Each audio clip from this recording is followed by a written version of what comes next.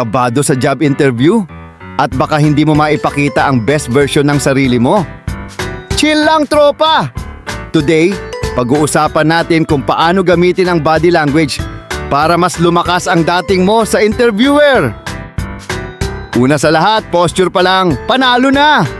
Huwag kang kuba, besh. Sit up straight pero relax lang. Parang confident pero hindi stiff.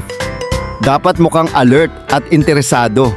Hindi parang inaantok sa sermon ni Prof. Next, eye contact, besh.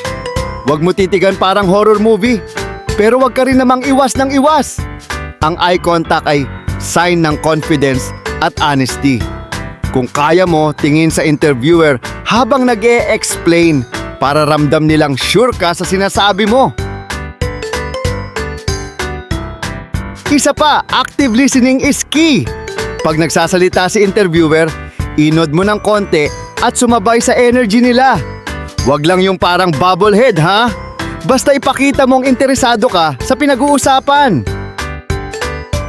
Panghuli, gumamit ng natural hand gestures.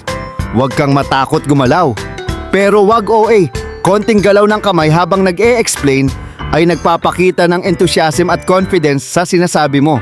Mas mukhang natural at hindi scripted. O ayan, tropa, malinaw na to.